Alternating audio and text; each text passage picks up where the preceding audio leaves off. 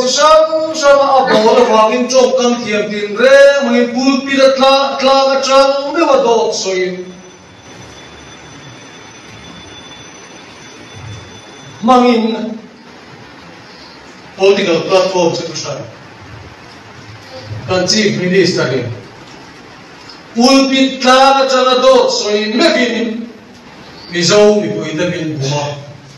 chief minister ani hagan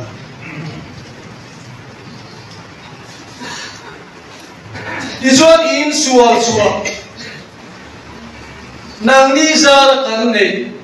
kan mata te zar kan nei kan nam in hum ni na ta na FM article 371 G chu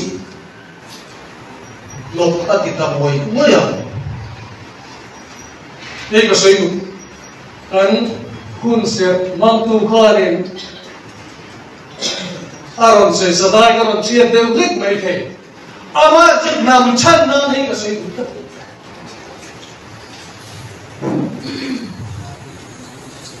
chief minister of ni masak bera til ti masak bera chu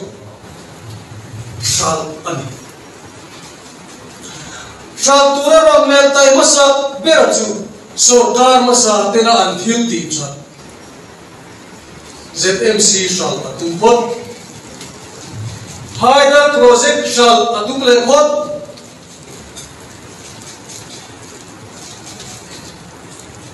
रुई लो दो तू हो रुई लो गाय हो कन एम को लंग तू खार UNO शेयर थम को एडिक्शन सेंटर कन दिन हम तू खार सरकार ना the addiction center ane veya tirang khara tum le bot ei do de lo kan se vet tiro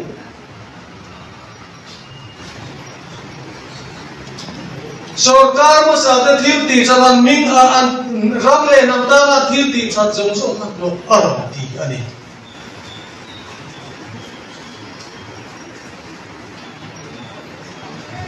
Chief Minister Office Chamber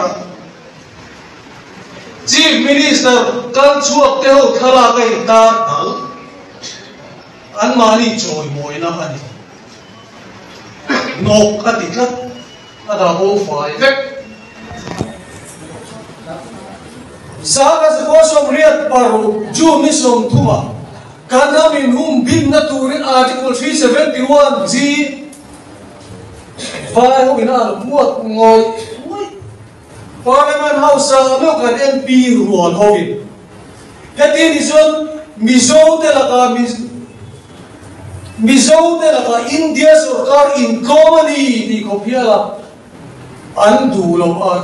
article 371 G kan le kha inzara kan le kha no atikla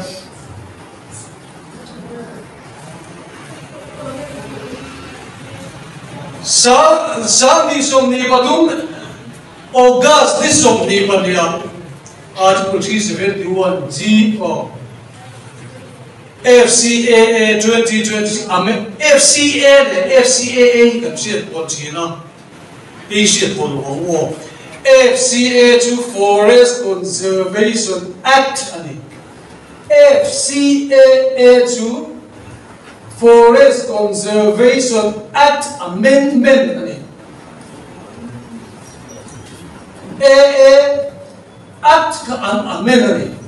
FCA to sal madza po somriata pasani India sarkar parliament pasani dijon sam ni som ni patuma amendment ani wangin AA ringo naka AA alo ditani sata sa po somriata mi kachu saka ko som riat par malamani wangin India sarkar Mizoram sarkar kan control thego sam ni som ni patum amendment ro ka saka ko som riat par malamani wangin Mizoram sarkar kan duin kan dulo thai chumeni wa chana mere sarkar kan ogas ni som ni mani sam ni som ni patuma FCAA sam ni som ni patum FCA amendment chu ansiam dang lam na chu Emirates sarkar kan article 371 G mang yan kan block theory di siya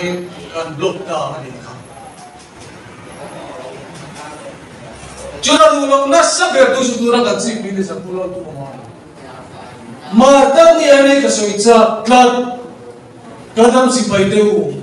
naro hemi ahian timrim vero ogas ni som ni pasari kumin ogas ni som ni pasari janghan me tu theng ya kala normal thayo enge ogas ni som ni pasari chu ogas ni som ni pasari chu he article o Forest Conservation Act Amendment Sami som ni patum sa pas vakan. Macam tu kan yang kalau normal thayo. Kasi pui ne kanao ka farlo yan. Aru tu lai cui kina sem.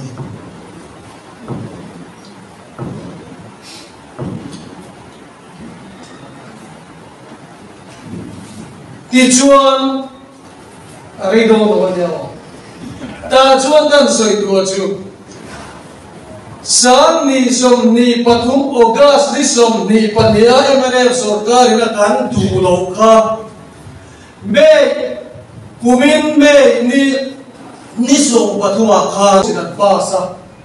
an pongta a sam ni som ni patuma dan sa kay di tu ho ka an pasta a me ni som patuma kumin me som patuma. Dizon ama aro din buanta sa sarang ogas ni som ni pasarya kan. Hedan nuaya hiyan Mizoram akong koy mo pasari daju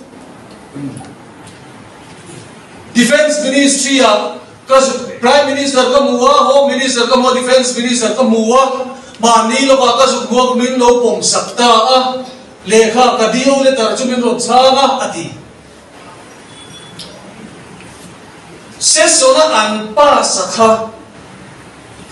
official resolution sang ni som ni pathuma anpa sakha cabinet meeting mai an thiat khota sesona pom turani chuchu sesona an pom main